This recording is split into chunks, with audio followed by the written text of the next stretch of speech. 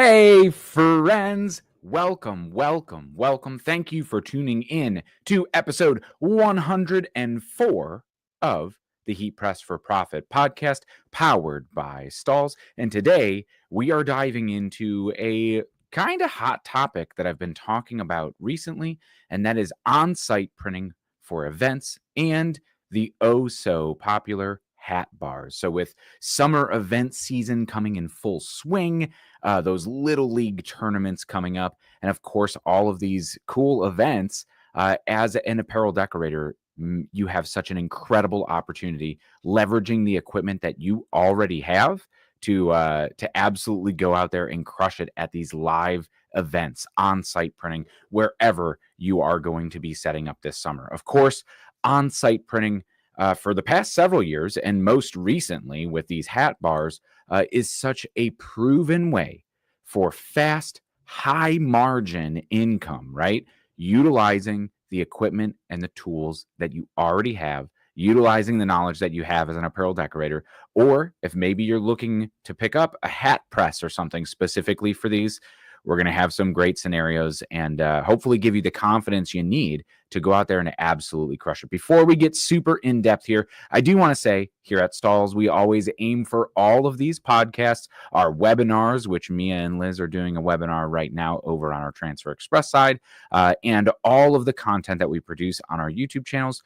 They are all built to help you as an apparel decorator be more confident and capable in your apparel decorating capabilities, whether it be inspiring new ideas, helping you learn how to use a certain piece of equipment, or anything else like that. We are always here to help, and be sure to jump over to Facebook, join that Heat Press for Profit Facebook group if you have not already. A great community of apparel decorators just like you who are just as willing to help out as everybody else here at Stalls. Of course, we are live here streaming every single Thursday, 3 p.m. Eastern Time, all across the internet, linked in YouTube, Facebook, Instagram, from our Stalls and Transfer Express pages. So it's always great to tune in live, and I see a whole bunch of viewers tuning in live here with us from all over the internet.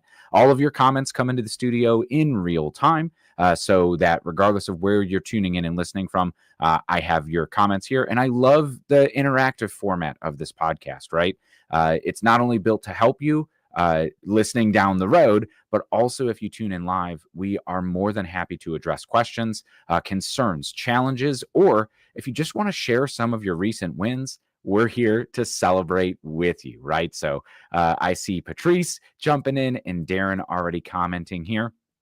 And so, yeah, if you guys have questions along the way, we're going to try to get to it. But I have such an action-packed note page here, right? Because heat printing at live events is such a huge market, and I want to make sure we cover things that if you're getting set up for success, or you're thinking about doing it, that you could absolutely knock it out of the park here this summer in 2025 and beyond, right? So this all came because I was at the DAX show, right? We do a ton of trade shows and events throughout the year, and I was talking with a decorator down in Nashville who did a brewery event.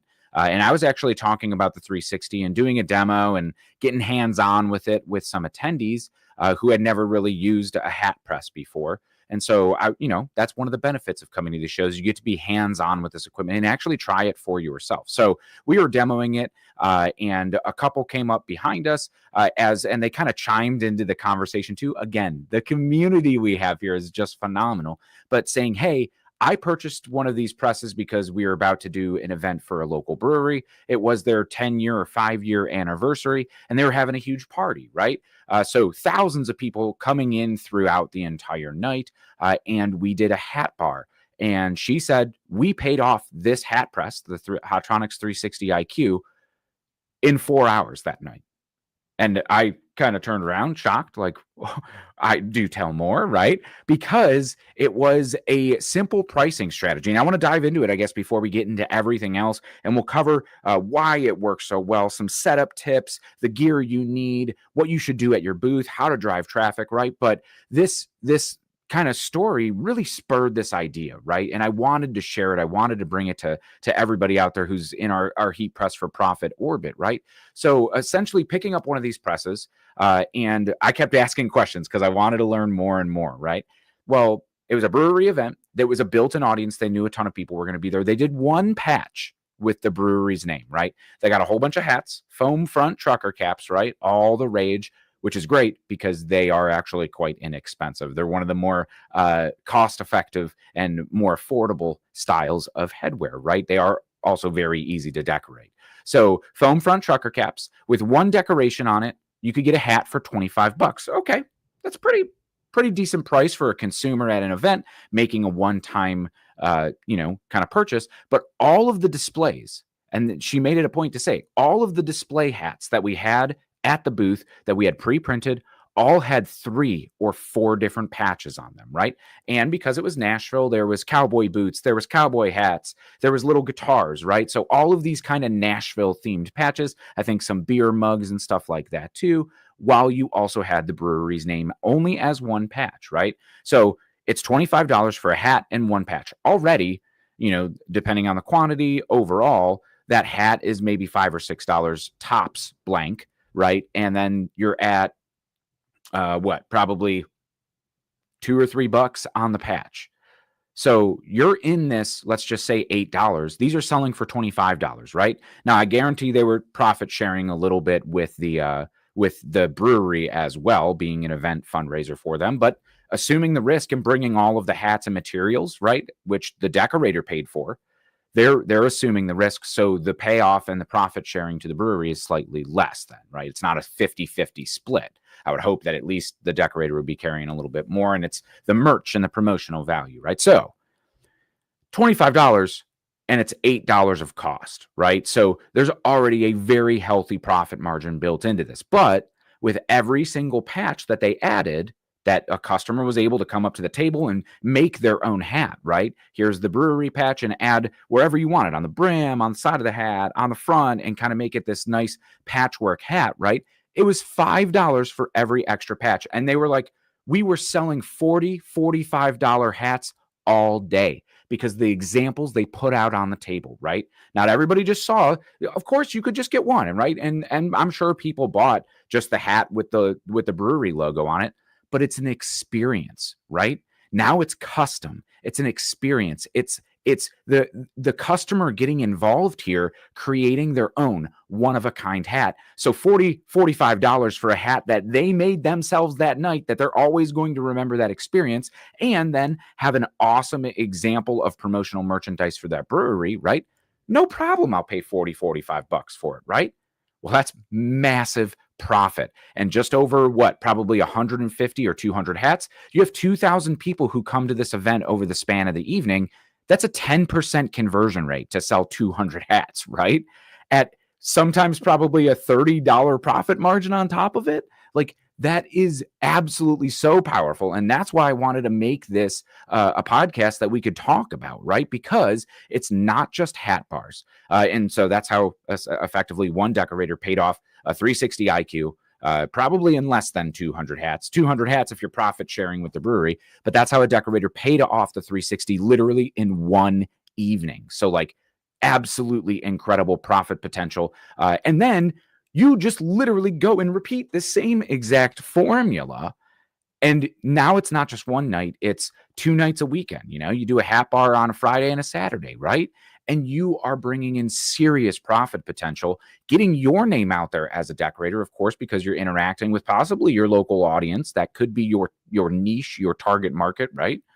Or with so if you do a lot of printing for breweries, there you go, right? Hospitality, restaurants, you're going to get those people coming in and they're going to be like, hey, we have an event coming up that we want to do this at.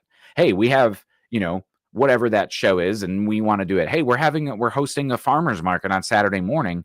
Could you come do this for that too, right? But the key to this one was the built-in audience. They knew it was going to be a big event. They got involved. They pitched the idea to the brewery, and the brewery was, yeah, sure. Yeah, come sell merch, right? And then they probably worked out a little profit share with it, and bam, right? Now they're in business. Now they essentially have a 360 to use, completely paid off from 4 hours, right? And a little bit of planning. So Number one, let's talk about why on-site printing works so well, and it is that instant gratification, right? It could be the just like when you're buying stuff at a merch booth at a show, right? You went to a great concert and you want to buy merch to remember it by. You get that instant. You could buy that shirt immediately, put it on the hoodie, whatever you want to do, right? So of course that leads into a little bit of the impulse buys. And $25 for a hat, when you say starting at $25 for the pricing, that's under that range for an impulse buy. You're there, you got money to probably spend at the brewery, and oh man, that hat looks pretty cool. I want one of those, right? 25 bucks, whatever, right? It's not that much money in terms of you could go to Target and buy a t-shirt off the shelf for 25 bucks, let alone a brewery that I love going to and I want to celebrate their success. This is a celebration, an event, right? Or whatever it might be, a little league tournament, right? I want to celebrate this. So not even adding the customization in, you have that impulse buy, you have that instant gratification. I want it, I got it, I have it now, right? There's no wait 3 to 5 days to receive this item, or with custom decorated apparel, sometimes it's even longer than that, right? So you do have a one-of-a-kind product too when you do these hat bars and allow the customer to truly customize it. I know Jenna was just on here on the Heat Press for Profit podcast a couple weeks ago talking about a hat bar out in Manhattan Beach, right? So but it goes so far beyond just the hat bars, right? So of course, you do have limited inventory risk. So all of those hats that they purchased for the event, or all of the shirts you're purchasing to bring to the event, you're not decorating, right? You're decorating when the customer actually buys it, so that you could use it again for a future event. So those, the hats for a hat bar, just bring it to another event. You will sell it, right? As long as it's not pre-decorated. So you're able to bring it to another event. And so you're limiting that risk. Same with t-shirts. You're going to bring colors like black, navy, heather gray, white, right? Like the colors that you use most often and that people are going to buy most often. For like sports teams or leagues or events like that, maybe you bring limited team colors, right? But even buying too many of these different options is going to be a little, it could be too much risk if like one team gets eliminated from the tournament and now you don't have, okay, cool. We have a whole bunch of purple shirts that I've never used before, right? So make sure you keep it limited. If they were a purple print on a heather gray shirt, perfectly fine, right? But you could reuse that heather gray shirt for something else, right? So you're limiting that risk. Now, of course, customization and that people hanging around the booth is automatically going to generate a buzz, right? People are going to enter an event or at a tournament or at a farmer's market. And if you've ever been to one of those, a vendor show, right? It really helps to have a crowd at your booth, because then other people see it and go, oh, I got to check out what all those other people are there for. It's just subconscious. We're all human, right? And so when you're at an event and you have that little booth right in the parking lot right before people go into the brewery, and it's like, oh man, why is there so many people hanging out here? And with like customization, they're involved in the process. So everybody who comes to the booth is hanging out for a little bit too, which is generating even more interest, right? But you need to make sure that you're clearly communicating this, right? Is the choose your hat, pick a patch, custom hats right here, right? So create your own hat or whatever you want to say, right? For that hat bar, for the tournaments at you just make sure you have a banner up high at any event that clearly communicates what's going on there, right? So make your own hat. Here's the hat bar. I think more people are learning what a hat bar is, or they're getting used to that term, or custom printed tournament shirts.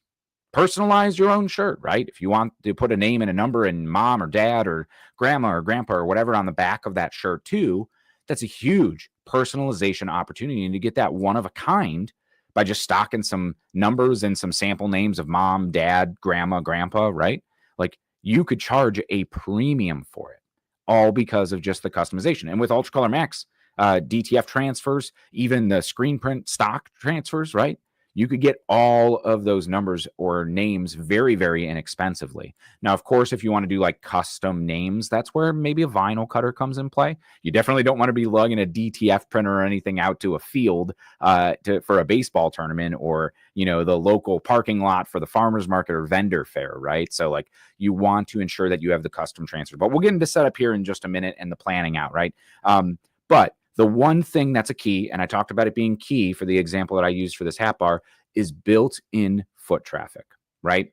It's always great to pick events that you already know people are going to be at, but you need to find a way to drive traffic to your booth as well, right? So when I used to be a musician, right? I still am a musician. I shouldn't say I used to be, right? But I used to gig out all the time. We used to play shows all the time, right? And selling merch was the major way that we made money. Well, when we just had a dark, dingy table in the corner, nobody would buy stuff, right? But when we started saying, hey, we got free stickers, come pick up a free sticker after the show, just bringing people to the booth, right? Giving them an incentive to come, free buttons, free stickers, free posters, whatever we used to give away per whatever show it was, right? We'll get people to the booth and they'd be like, oh, t-shirts are only $20. Hey, let me get a t-shirt too, right? So just that little freebie, there were a very small amount of people who would come back and just grab their sticker and leave, right? Usually they'd talk or say, hey, I know so-and-so, or oh, let me buy a CD, back when you actually sold CDs, right? I don't want to age myself there, but we totally sold CDs at our shows, right? We didn't sell cassette tapes. I'm not that old. But when you look at that, right? When you look at getting an incentive to drive people, whether it be that flyer, right, that you could hand out at the farmer's market, or maybe a promotion that you do on social media beforehand. Hey, stop by and get a free sticker, or get a free poster, or get a free lollipop, right? It doesn't have to be a huge investment, but odds are if you're running a business or you're trying to get a business off the ground, you probably already have stickers, right? And, when you see the deals online for 50 stickers for $29 or whatever, right? Take advantage of that, because then those are stickers that you could use for these events to be that freebie. Maybe you're just slapping them on your poly mailers now, shipping them out with your t-shirts that somebody buys online, right? Or slipping them in the bag. But hey, come stop by, get a free sticker. People don't care what's on the sticker. Everybody loves stickers. They're going to stop by and get a free sticker, right? And then boom, you got them. Oh, hey, what are you guys doing? Oh, I can make my own hat. Whoa, this is really cool, right? So definitely a great way to be able to do it, So that's definitely why on-site printing works so well, right? And I see a question in here from Darren, and maybe you'll cover this. Pricing for getting hired to do an event, right? Like the brewery event. Usually it's a profit sharing, and that's a fantastic question, Darren. But usually it's like profit sharing. So it depends on who's buying the blanks. So I would make sure that you're clearly communicating that if you're doing it as part of a on behalf of a business. Okay, cool. How many people do you expect at the event? Be realistic, right? Don't be like, well, we're expecting 6 million people. No, it's probably not going to be that. How many people came to the last event? I need real numbers, because I want to make sure I'm bringing the right amount of materials, right? And if you're purchasing the blanks up front, then you're assuming more risk. You should take more of that profit. If they are saying, hey, we'll buy 200 of those shirts, I think that's probably about what we'll sell, then you're not assuming as much risk. You're just dedicating your time to it, right? So it does depend on the specific deal that you'll work out. I would love to get into some more of the pricing and profit strategy here in just a little bit, but hopefully, Darren, that answered your question, right? Like, so I would also charge your hourly wage. So like what you charge yourself hourly per hour just at the shop printing shirts, right? So ensure that at least it's at the bare minimum, it's going to be worth your time. All right, cool. I charge $50 an hour for myself in labor, right? I'm worth it, right? So I'm going to be there for 4 hours. I'm going to have to load in and load out. So let's tack another hour on to that. And if it's a local event, you don't have to travel. But if it's driving distance, sure, go ahead, put that driving distance in there, right? And so at least like you'll have this number of what's going to be worth it for you and your time, bar none minimum, not taking into consideration the marketing that you'll get being in front of people, possibly your target audience, and then the sales revenue that you'll get too, right? So if you're going to be profit sharing and you say, okay, I just need to sell, I'm going to make $5 per hat, so I need to make at least 20 hats. I need to sell 20 hats to make it worth my time, but they're buying everything, right? They're buying the patches, the emblems, the transfers, whatever it might be. In many cases, and decorators that I've talked to, usually it's on the decorator themselves, right? So you're taking the majority of the profits at the end of the day. Hey, for every single one of those hats that we sell, yeah, I'm selling them for $45, but I'll just give the brewery $5 for every hat that I sell, or a certain percentage. The more expensive it is, the whatever it might be. Work it out, communicate, talk it through, especially if you're doing it on behalf of a brewery or event, because you want to make sure it's going to be worth your time. Sure, it might be their logo, but you are providing a service to them, right? So don't sell yourself short. And if they say, oh, well, that doesn't really make sense for us, communicate. negotiate, work it out, but don't sell yourself short. Because I've seen so many people go in and be like, hey, we're going to go print for this event, or we're going to do this vendor fair, right? You could go follow a whole bunch of small creators who do those maker fairs and the vendor fairs and the street festivals, right? And they're like, did my first market this weekend, didn't sell anything, and I had to pay $350 to rent the 10 by 10 space. And we took an entire Saturday and set everything up, and it rained, or it was windy, and my rack blew over, and it tore holes in my clothes, and like, disaster, right? Avoid those things, right? So there's a great video that we put together over on the Transfer Express YouTube page a couple years ago, and again, we went outside and set up a whole booth outside to say, like, this is what you have to do to set up for an event and the things to look for. And we dealt with the wind, right? So we had a bungee strap everything down. I think we have some bloopers somewhere of like the entire tent tilting on its side, right? But these are things that you have to think about, weigh it down, right? And so we learned, hey, maybe bring some cinder blocks or some weights to weight the tent down so it doesn't go blowing away, right? So definitely one thing on there. And then another question from Darren here too. What size generator would you suggest to run an event? A POS system, a 360, and a Fusion. So does kind of require, if you're running multiple heat presses, right, you do need quite a powerful generator. So like if you're just running that Fusion, right, you're going to want a generator that is at least, at the very bare minimum, a 2,000 watt generator, right? Because you're going to have a 15 to 20 amp heat press on that. When you start to put a 360 on it too, now a 360 Hotronix 360 IQ, I want to say pulls like 6 amps. So it's definitely not as power consuming as, say, a Fusion. Typically, Fusions we don't see at too many on-site events because they are so heavy, right? And so we see a lot of auto clams. We see a lot of the pink craft press, right? Like those are just so small, again, a 9x12 space, but they're small, they're easy, they're lightweight, they're portable. Same with the 360, right? Max presses are a favorite, those black Hotronix presses, just because they are lightweight, right? They're portable. They couple with the caddy stand, right? So you could just wheel it around essentially in the venue or down the street to wherever you need it to be. But we see the 360 used most often for these on-site hat bars, just for the simple bulletproof, activation of being able to print on site. I will say, if you're going to be running 2 presses, so you're going to be running that Fusion and a 360, I would say probably like 3,000 watts and above for the generator, just to ensure that you're not going to be tripping any breakers on that.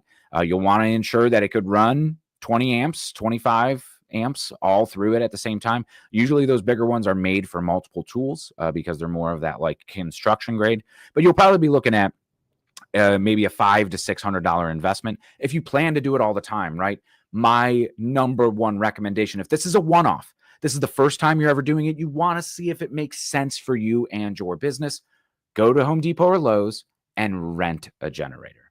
You could usually rent a really, really nice multi-$1,000 generator for $75 or something, right? So you're not losing part of that investment, and you're not taking on that financial risk of purchasing a generator that you might use once and be like, hey, on-site events totally aren't for me, right? Hopefully you crush it, right? And you're like, this is for me. I'm going to be doing tons of these, right? And then it makes sense to purchase a generator. But for your first one, if you do need those power requirements, now most of the time, if you talk to the venue, hey, do I have access to a 15 amp dedicated outlet? Yeah, man, sure. There's one right in that corner that we don't have anything plugged into, or like, hey, that one shares the outlet with the TV that's hanging right above it, but that's the only thing on that circuit, right?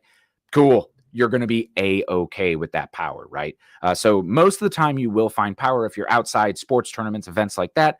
That's where you might run into issues where you don't have access to power and will need a generator. But Darren, fantastic question right there, right? So, and that kind of brings us to, what do you need? What do you need to set up for a on-site printing event? Well, of course, you need a heat press, right? So we talked about it, the 360, if you're going to be doing headwear, there's nothing like getting it ready, set up with an old or an inexpensive cap press, and then you are just scorching them or you're creasing them, and people see this nice hat that they designed, they put all these patches on, and like, here you go, right? And they hand it over, and then you're just smashing it and ruining it. And they're like, I'm not happy that I just paid $45 for that. right? You want to avoid that. You want people to be absolutely stoked with what they are receiving from you. So, especially when we talk about dimensional, the embroidered patches, the PVC, all of these dimensional emblems and patches, leathers, right? You want to be heating from the underside to get that durable, long lasting, professional quality print and application. So that's where the 360 with that lower heated platen really comes in, right? Of course, any heat press will do, right? As long as it has accurate time, temperature, and pressure. So the max presses, like the 15 by 15, I want to say is like 30 pounds. So it's fairly easy for one person to move around.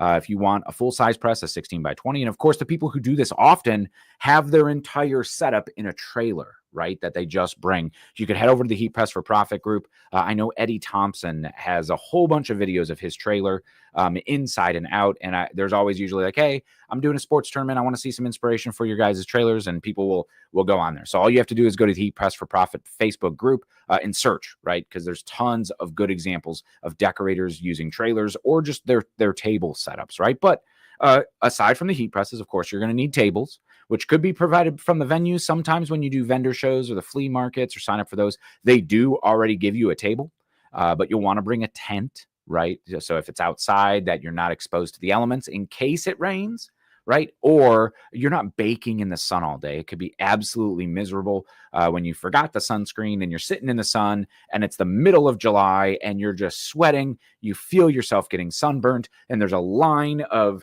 20 people and you're like, man, that's a lot of revenue I see right there. I don't want to leave. I don't want to go run out and get sunscreen. But so just bring a canopy, right? You could usually find a pop-up 10 by 10 canopy for right around $100 usually. Get the straight leg ones if you're going to be doing a lot of festivals. They are much more stable in the wind. That's what I personally have. And I will say right now, it's in the trunk of my car. Like it fits in my car. I take it everywhere I go. I should probably take it out because I robbed my car of gas mileage, but it's come in handy so many times where somebody's like, man, I wish somebody had a canopy. Doesn't nobody has a canopy with them right now? I'm like, actually, I do, right? I also have a fold-up 6-foot table, right? It's plastic. It's super easy, lightweight, heavy duty. It's been in the trunk of my car longer than the tent has, right? But also chairs, not really thought about a lot of the time. But if you have some downtime to get off your feet, definitely helps you rest and relax because you want to be in a great mood. This could be the first time that somebody's interacting with you as a brand, right? And so I know it gets hot, you get tired, but just greeting people with a smile on your face goes a super long way, right? If they see you're tired, if they see that you're like, oh, I can't wait to go home, nobody wants to interact with that, right? If they see you're tired and you still greet them with a smile, it shows that you are dedicated, you're passionate, right? And they want to buy from you. So be approachable, be friendly as much as you can be. Sometimes on those swampy summer days, it's real hard to still hold that smile, right? I know I've been there quite often, right? So definitely one thing to think about there. When we talk about those generators, of course, ask if there's power, and if there's not, bring a generator just in case, because if you don't have power, you're not decorating, right? I was actually just doing an on-site activation out in Arizona a couple months ago on behalf of a partner of ours here at Stalls. And that was one thing that ground the entire thing to a halt, is that they had us on the same sound system. It was an outdoor event. They had us with the heat presses on the same power circuit as the PA system for the music that was there, right? There was a band. And so everything was in the same PA system. Well, we started printing, everything's fine. The band shows up, they start playing. And when, the fans kicked on those amps or something, boom, everything came down, right? So then that ground us to a halt. And if you're not printing shirts, you're not making money, right? So you need to make sure that heat press is staying on and staying hot at the correct temperature. And then every time we turn it back on, we'd have to wait for the heat press to come back up. And I said every time, right? Because it happened multiple times. The team was great and got it fixed, and we got it through. It was just a minor hiccup, but it could have derailed the entire day, right? But there was a team in place to say, hey, okay, let's figure this out. They ran some new extension cables, and I don't think it wasn't something. It was just something with the way that the cables were ran or something. And they got us all set, and we were good for the rest of the night, right? So So Engrave Escape asks, how many watts do you need to run a heat press with the generator? It does depend on the heat press. Taking the auto clam, for example, only because there is one literally right here that I could see right on the side of it. It tells you what the power draw is, right? So the auto clam is 1800 watts, 120 volts, and 15 amps, right? So those are all very, very important. But we're going to want to ensure that there could be a startup surge with that. So for running just that one press, if I was running it in somewhere where it's not going to be super demanding, we could probably get away with a 2000 watt generator, right? I would probably want to go with a 2200 or 2400 just for that extra peace of mind, right? Just in case the wind's blowing and the press is super demanding, or there's any voltage spikes on startup or recovery after the press opens, just to not have any issues. So I would never try to run it on an 1800 watt, although it is pulling 1800 watts, at least at the very minimum, a 2000 watt generator, right?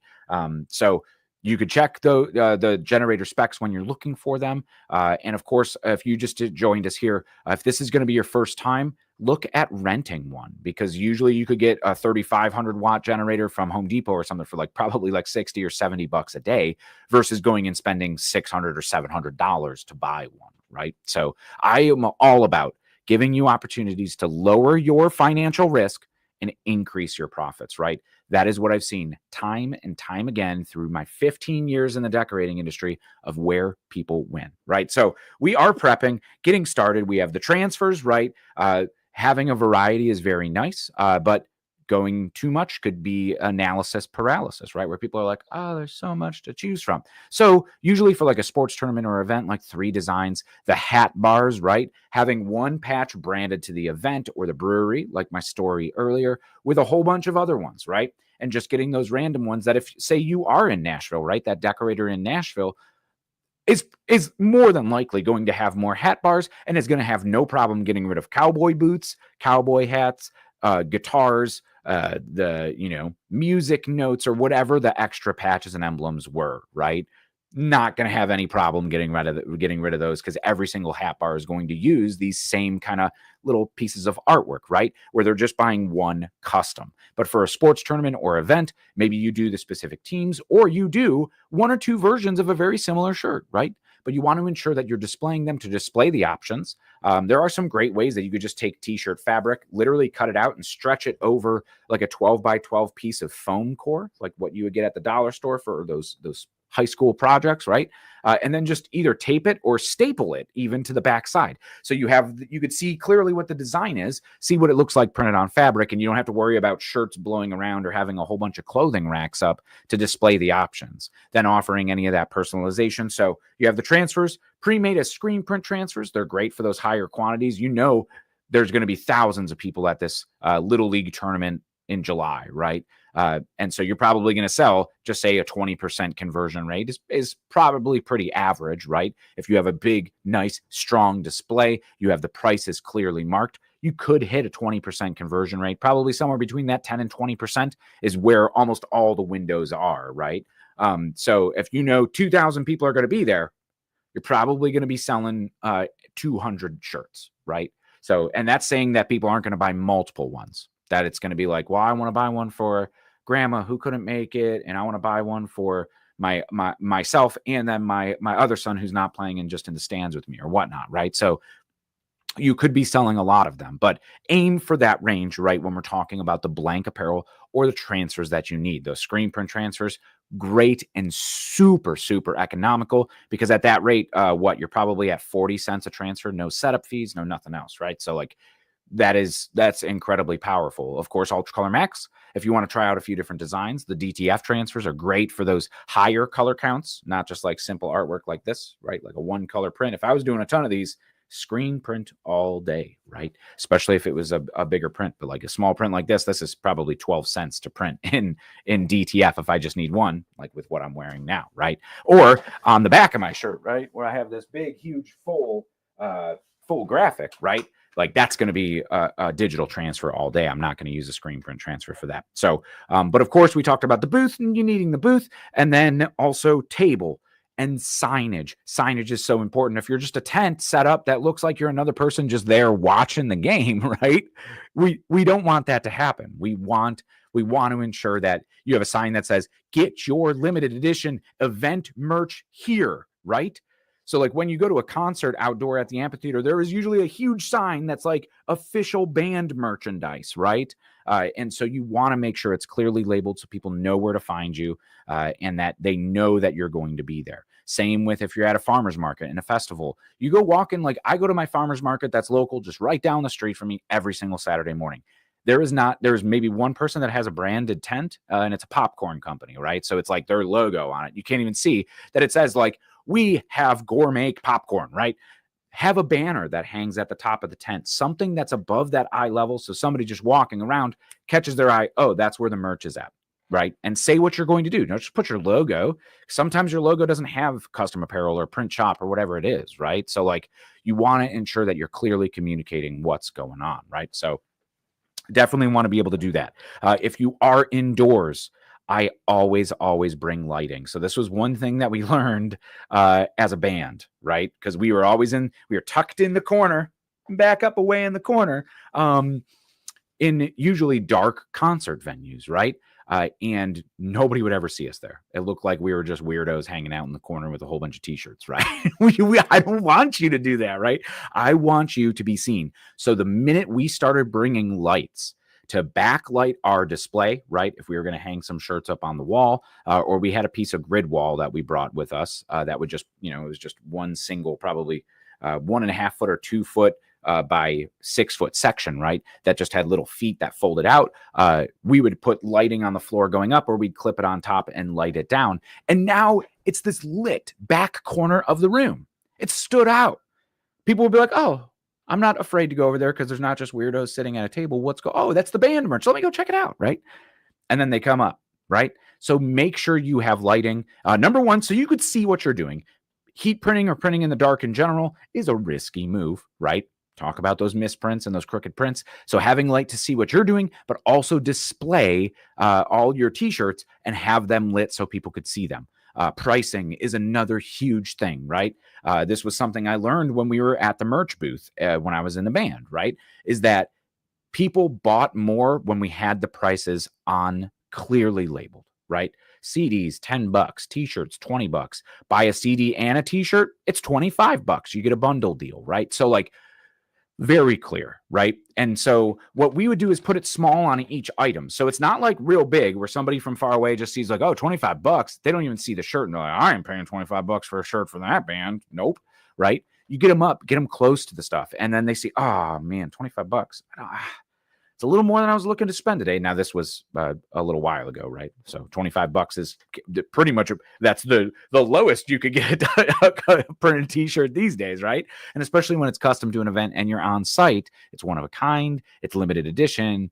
$25 is all day, right? But hey, man, I wasn't really looking to spend that today, but I really love that design. Yeah, that looks really cool. Yeah, I'm gonna pick one up, right? So give them the opportunity to see the item first. Then that usually comes that oh, how much does it cost? Think about when you're browsing apparel, right? When you go to a retail store and you're browsing apparel, you're not looking at the price first. You're grabbing the item that speaks to you, and then you look at the price, right? So let them interact with the product. Let them see the design. Let them see the buzz that's going on, and then have the price clearly labeled. Because a lot of people are introverts. They're a little shy, right? And that's okay. But they're probably not going to ask how much it costs and just probably, I think it's too expensive, right? When if you just had the price clearly marked, it's simple. Put it on a Post-it note. It doesn't have to be super fancy. I used for the band, we actually used these little like wood blocks, right? And so they were just little pieces of scrap wood that I had in my garage that we Sharpied on real nice. If you have a vinyl cutter, cut real nice vinyl numbers and put them on there for pricing. Tees, $15, $20, whatever it is. You shouldn't be selling t-shirts for $15. That's way too cheap in today's economy, right?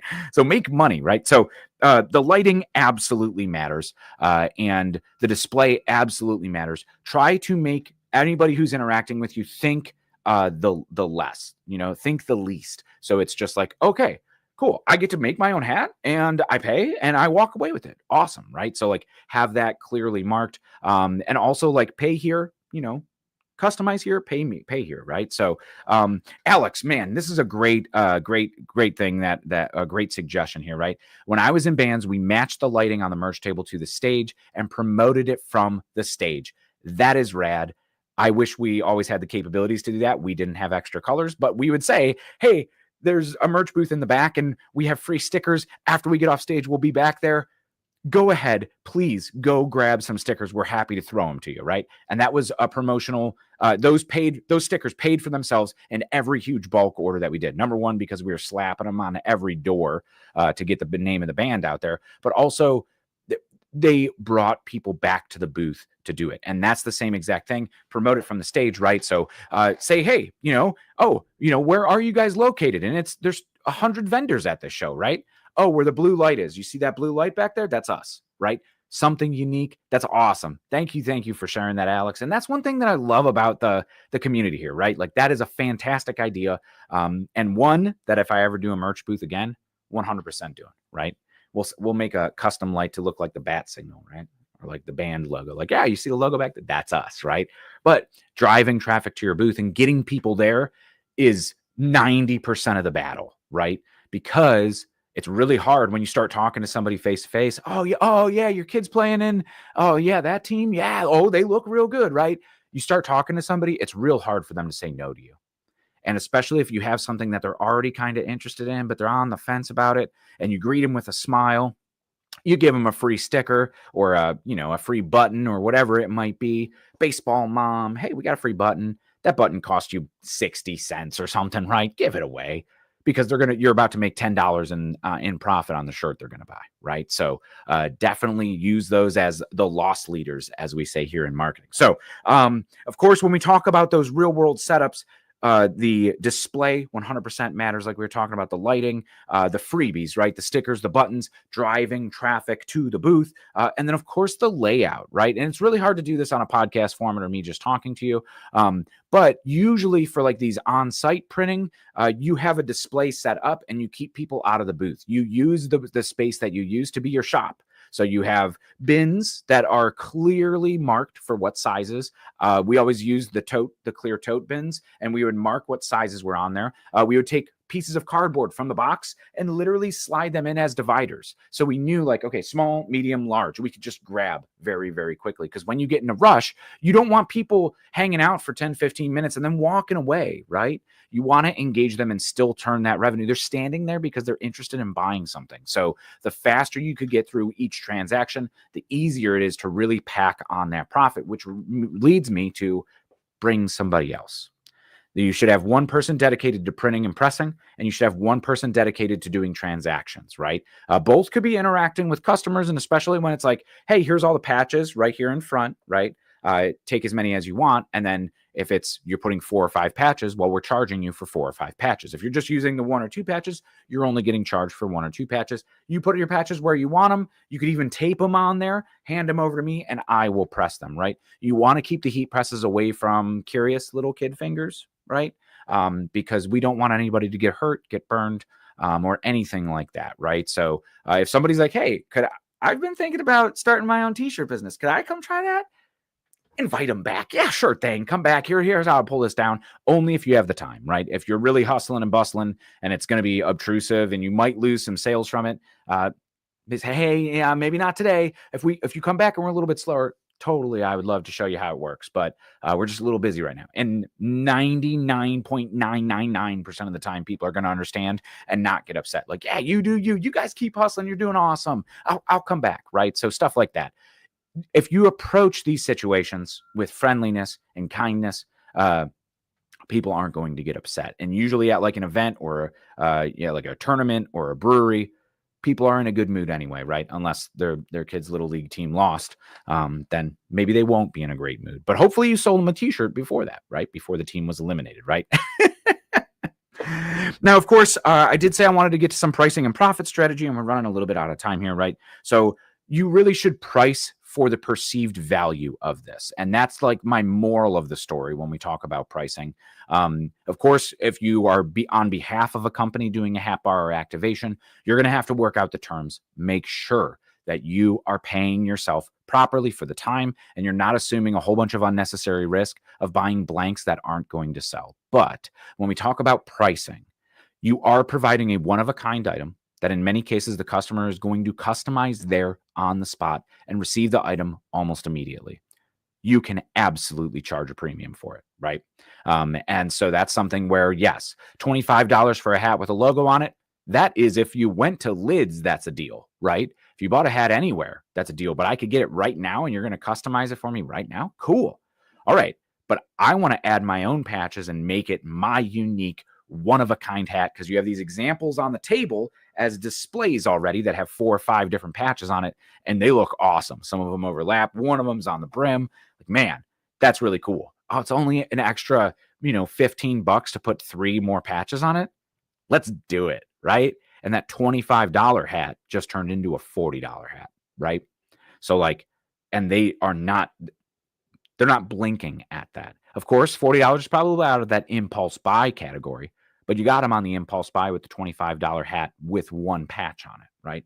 But they are now customizing it, and they remember the experience of being creative. I always take it for granted, right? I've been in the apparel decorating industry for over 15 years. I've been a professional creative for 20 years, right?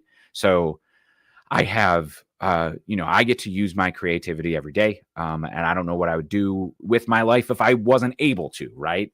But there are people who don't necessarily get to flex it, or they're scared of it. They've always been intimidated. They've been afraid to fail. And this is something that you could potentially unlock some kind of creativity in them. And I think that goes far beyond what t-shirts and hats and printing does, right? I'm never going to knock anybody making something and being creative and doing stuff, especially in a day and age where you could literally just prompt AI and it does it for you.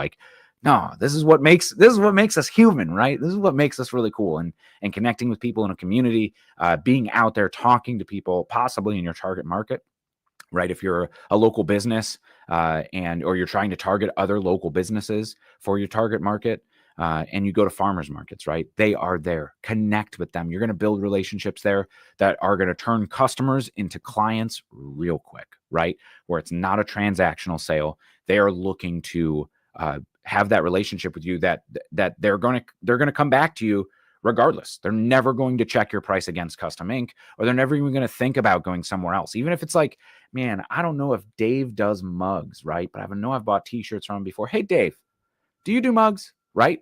They're going to come to you and ask those questions first by just meeting their needs, building those relationships, and building that community, right? I know that I still, I haven't decorated full-time in a long time, but I have people from when I did decorate full-time for bands and brands and businesses that still hit me up to this day because they know me as Dave the t-shirt guy, right? Oh, Dave's always been our t-shirt guy, right? Even my friends. Oh, hey, we just started a new band. We need to set up an online store. Hey, Dave, do you happen by chance know anywhere that I could get online stores? Or we don't really have the money for a bulk run of t-shirts yet, but we want to start selling t-shirts online to our fans. Yeah, I could help you out, right? They don't go search the internet. You could search the internet and see those 10 different ways that you could do it. Stahl's Fulfill Engine is a fantastic one, right? But they come to me first. They think of me, right? And that's the same thing that a lot of successful businesses do. They rule out all the other places and options because they are that solution for their customers. So super, super important. All right, we got off on a little tangent right there. The bundle deals, as we talk about pricing, one big thing to talk about there, really worked for us well, and I've seen it work for a ton of different businesses selling on site. Give that option of, here is one t-shirt for 25, 2 t-shirts for 30, or 35, and you get a t-shirt and a hat, 2 t-shirts and a hat, or whatever your bundles are. Bundle them so that you could build more revenue and give the customers the value of a deal, right? You're still making some pretty healthy profit, and you could be selling more if it's buy one, get one half off, right? Ooh, I was going to pick one up for my son-in-law, and now that it's half off, I totally am, right? And helps you sell more. And you're profiting very, very similarly. So the last thing when I want to talk about pricing, profit, ensure you could take money, right? So get a square Square Reader, right, to take credit cards. I think PayPal has them now. There's a ton of different people. Stripe has one, right? So there's Clover is another one. There's tons of brands where you could use the readers, right, where it's just tap to pay, or you could easily sign up through one of those services and manually enter a card. It takes a lot of time. And when you have a line of 20 people, that is a serious bog down. So like a tap to pay is super easy. And then just a cash box for cash, right? I've seen some people do it with aprons, right? So just having aprons on and keeping cash in an apron, that they could just count change out. Cash is king. But you could rule out 50% or more of the people at any given event or place when you say, oh, we only accept cash. I currently have cash in my wallet. I usually don't, right? And I definitely don't have $50 in my wallet right now to go drop on a hat. So like I'm a cash only, man, that sucks. I really wanted one of those, but there's no ATM around here. So sorry, be able to take card, right? Or at least have a Venmo, a PayPal, a Zelle, any of those contactless payments, because that's another way. But when people say cash only in today's day and age, it really hurts, right? And subsequently, there are plenty of places that say like, oh, I don't want to carry cash, right? It's card only. And that's almost more accepted than cash only these days, right? I think the pandemic got us used to that too. So talked about a whole bunch of stuff here today. If you're thinking about doing events, do it, right? Just do one, set up, get ready to go. A little bit of prep goes a super long way. We have that longer tail education about printing on-site events. I think we did a webinar about it too. So if you just go over to the Transfer Express YouTube page, search on-site events. I know Kelly did a great video on hat bars. And we can talk to Angie Meese, who does a ton of those different hat bars. I think about a year ago, maybe on the podcast here. But go and just get inspired, see those tips and tricks. The printing on site videos that we've done are very comprehensive and show you the bins and the setup of things that you should be looking to do with a very, very minimal cost. You could do these vendor shows, these farmers markets that are local to your area, car meetups, swap meets, things like that, especially if that's your niche, right? Being able to target that seriously gives you some profit opportunity. So, really, really makes it worthwhile to go up. And I see Patrice saying, great on-time information.